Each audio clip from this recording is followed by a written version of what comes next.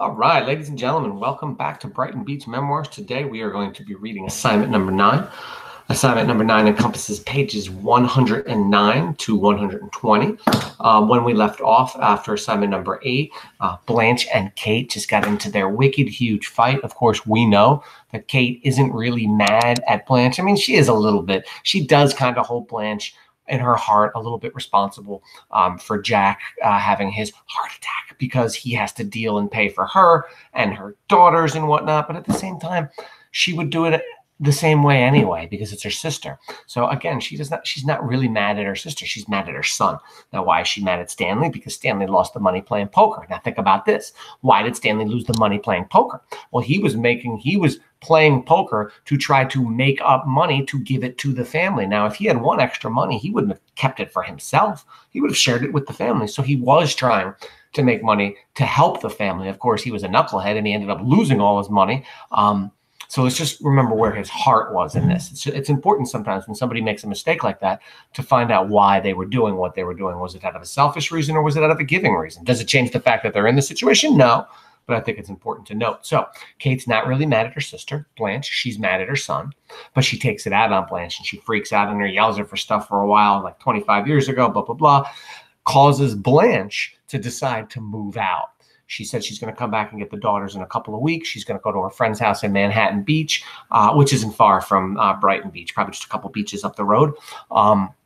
She said she's going to get a job and then she's going to come back and get her daughters back. Now, this is, in a weird way, it's kind of a good thing because Blanche needed to get up and work and do something with her life. Remember, she's been sitting around for 6 years mourning her dead husband.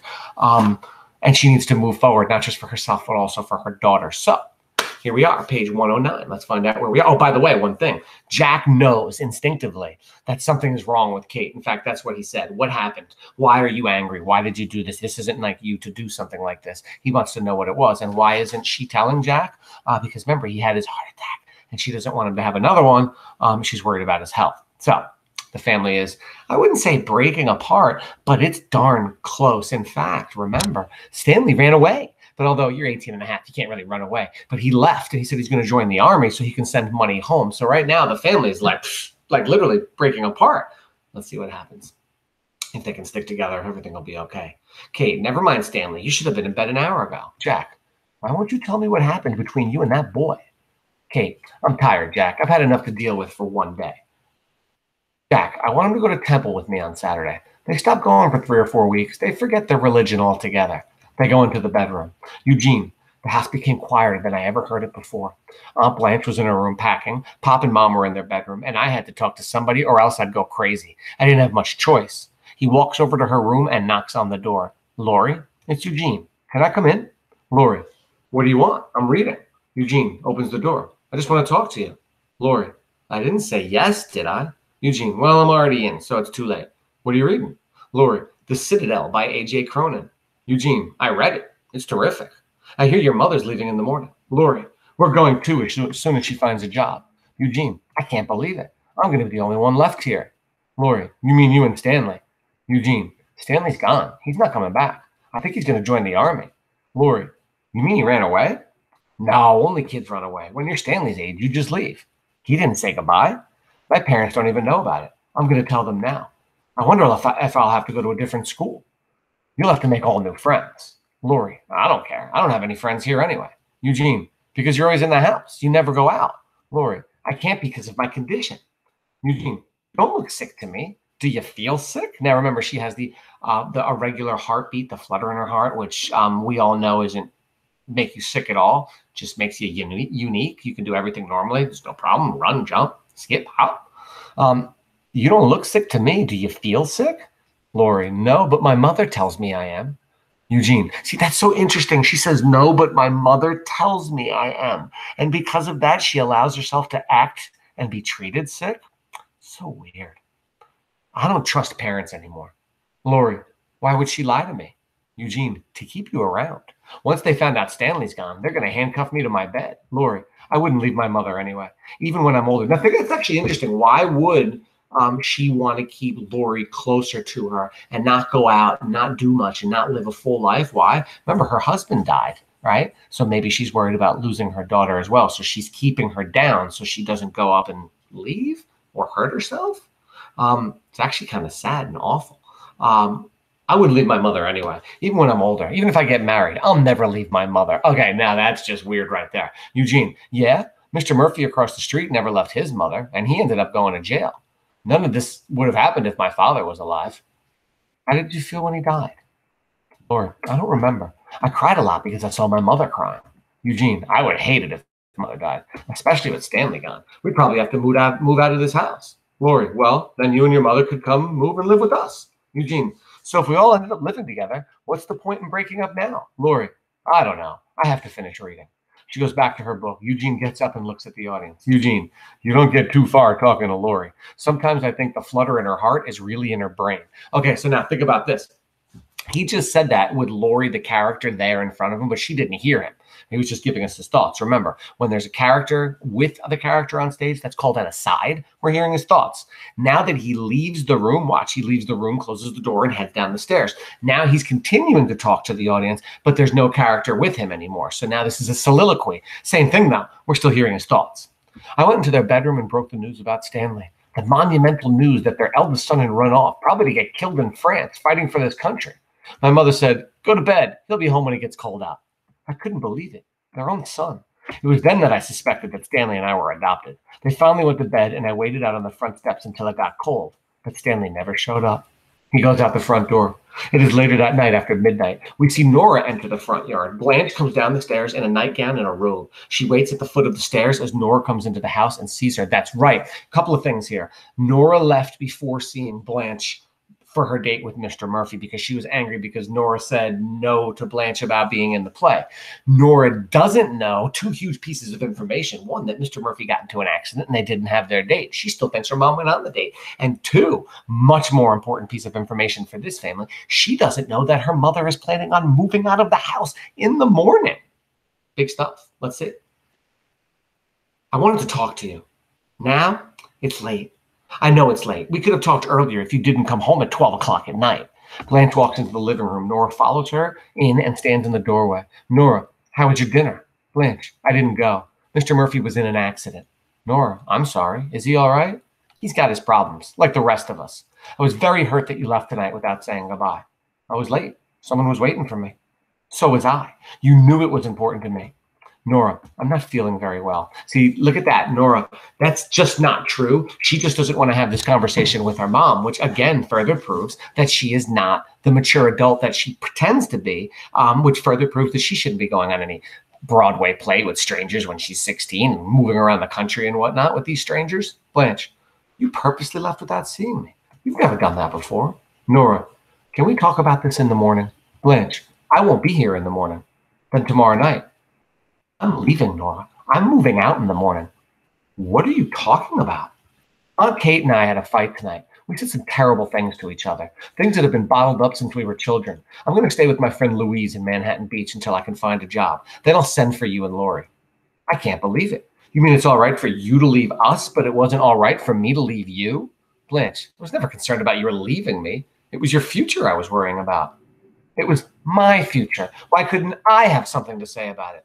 Blanche, maybe I was wrong. I don't know. I never made the decisions for the family. Your father did. Aunt Kate was right about one thing. Everyone always took care of me. My mother, my sisters, your father, even you and Lori. I've been a very dependent person all my life. Nora, maybe that's all I'm asking for. To be independent. Blanche, sternly. You earn your independence. You don't take it at the expense of others. Would that job even be offered to you if somebody in this family hadn't paid for those dancing lessons and kept a roof over your head and clothes on your back? If anyone's going to pay back Uncle Jack, it'll be me, doing God knows what, I don't know. But one thing I'm sure of, I'll steal before I let my daughter show that man 1 ounce of ingratitude or disrespect. Nora, so I have to give up the one chance I may never get again? Is that it? I'm the one who has to pay for what you couldn't do with your own life? Blanche, angrily. What right do you have to judge me like that? Nora, judge you? I can't even talk to you. I don't exist to you. I've tried so hard to get close to you, but there was never any room. Whatever you had to give went to Daddy. And when he died, whatever was left, you gave to. She turns away. What? Finish what you were going to say. Nora, I've been jealous my whole life of Lori because she was lucky enough to be born sick. I could never turn a light on in my room at night or read in bed because Lori always needed her precious sleep. I could never have a friend over on the weekends because Lori was always resting. I used to pray I'd get some terrible disease or get hit by a car so I'd have a leg all twisted or crippled, and then once, maybe just once, I'd get to crawl into the bed next to you on a cold, rainy night and talk to you and hold you until I fell asleep in your arms. Just once. She is in tears. Blanche. My God, Nora, is that what you think of me? Nora, is it any worse than what you think of me? Blanche hesitates, trying to recover. I'm not going to let you hurt me, Nora. I'm not going to let you tell me that I don't love you or that I haven't tried to give you as much as I gave Lori. God knows I'm not perfect because enough angry people in this house told me so tonight. But I am not going to be a doormat for all the frustrations and unhappiness that you or Aunt Kate or anyone else wants to lay at my feet. I did not create this universe. I do not decide who lives and dies or who's rich or poor or who feels loved and who feels deprived. If you feel cheated that Lori gets more than you, then I feel cheated that I had a husband who died at 36. And if you keep on feeling that way, you'll end up like me with something much worse than loneliness or helplessness, and that's self-pity. Believe me, there is no leg that's twisted or bent that is more crippling than a human being who thrives on his own misfortunes. I am sorry, Nora, that you feel unloved, and I will do everything I can to change it, except apologize for it. I am tired of apologizing. After a while, it becomes your life's work, and it doesn't bring any money into the house. If it's taken your pain and Aunt Kate's anger to get me to start living again, then God will give me the strength to make it up to you. But I will not go back to being that frightened, helpless woman that I created. I've already buried someone I love. Now it's time to bury someone I hate. I didn't ask you to hate yourself. I just asked you to love me. I do, Nora. Oh, God, why can't I make that clear to you? Nora, I feel so terrible. Why? Because I think I hurt you, and I still want that job with Mr. Beckerman. Blanche, I know you do, but I can't have it, can I? How can I answer that without you thinking I'm still depriving you? I don't know. Maybe you just did. I hope so, Nora. I pray to God it's so. Kate is coming down the stairs. Kate, I heard voices downstairs. I didn't know who it was. Blanche, I'm sorry if we woke you. Going up to bed. Nora, we'll talk again in the morning. Nora, all right. Good night, Aunt Kate. Nora goes upstairs. Kate, is she all right? Blanche, yes. She's not angry anymore? No, Kate. No one's angry anymore. Nora goes into the bedroom. I've explained everything to Nora. The girls will help you with all the housework while I'm gone. Lori's strong enough to do her share. I've kept her being a baby long enough. Kate, they've never been any trouble to me, those girls. Never. Blanche, I'll try to take them on the weekends if I can. It's late. We both could use a good night's sleep. She starts out of the room. Kate, Blanche, don't go. Blanche stops. I feel badly enough for what I said. Don't make me feel any worse. Blanche, everything you said to me tonight was true, Kate. I wish to God you'd said it years ago. Kate, what would I do without you? Who else do I have to talk to all day? What friends do I have in this neighborhood? Even the Murphys across the street are leaving. Blanche, you and I never had any troubles before tonight, Kate. And as God is in heaven, there'll never be an angry word between us again. It's the girls I'm thinking of now. We have to be together, the three of us. It's what they want as much as I do. Kate, all right, I'm not saying you shouldn't have it, but you're not going to find a job overnight. Apartments are expensive. While you're looking, why do you have to live with strangers in Manhattan Beach? Louise isn't a stranger. She's a good friend. To me, good friends are strangers, but sisters are sisters. I'm afraid of becoming comfortable here. If I don't get out now, when will I ever do it? The door is open. Go whenever you want. When you get the job, when you find the apartment, I'll help you move. I can look with you. I know how to bargain with these landlords. Blanche smiles. You wouldn't mind doing that? Kate, they see a woman all alone, they take advantage of you. I'll find out what they're asking for the Murphy place. It couldn't be expensive. She never cleaned it. Blanche, how independent can I be? Can I become if I live right across the street from you? Far enough away for you to close your own door, and close enough for me to not feel so lonely. Blanche looks at her with great affection, walks over to Kate, and embraces her. They hold on dearly. Blanche, if I lived on the moon, you would still be close to me, Kate. Kate, I'll tell Jack. He wouldn't go to sleep until I promised to come up with some good news. Blanche, I suddenly feel so hungry. Of course, you haven't had dinner. Come on, I'll fix you some scrambled eggs. She heads to the kitchen. Blanche, I'll make them. I'm an independent woman now. With your eyes, you'll never get the eggs in the pan. They walk into the kitchen. Eugene appears in the front yard. He is carrying 2 bags of groceries. It is late afternoon. He stops to talk to the audience. Eugene. So Aunt Blanche decided to stay while she was looking for a job. Nora went back to school the next morning, gave me a big smile, and her legs looked as creamy white as ever. Lori was asked to take out the garbage, but she quickly got a flutter in her heart, so I had to do it. Life was back to normal. He goes into the house. Kate comes out of the kitchen. Eugene, go back to Greenblatt's. I need flour. Eugene, how much? A teaspoonful. She glares at him, takes the bags, and goes into the kitchen. He turns to the audience. Stanley didn't come home that night, and even though Mom didn't say anything, I knew she was plenty worried. She told Pop how Stanley lost the money playing poker, and from the sounds coming out of their room, I figured Stanley should forget about the army and try for the Foreign Legion. Stanley appears down the street. And then all of a sudden, the next night about dinner time, he came back. I was never so happy to see anyone in my whole life. Stanley, hi. He looks around. Where's Mom and Pop? Eugene, Mom's in the kitchen cooking. Pop's upstairs with his prayer book. They figured if God didn't bring you home, maybe her potato pancakes would. What happened? Did you join up? Stanley, I came pretty close. I passed the physical 1, 2, 3. Eugene, I knew you would. They were giving me cigarettes, donuts, the whole sales pitch. I mean, they really wanted me. I'll bet.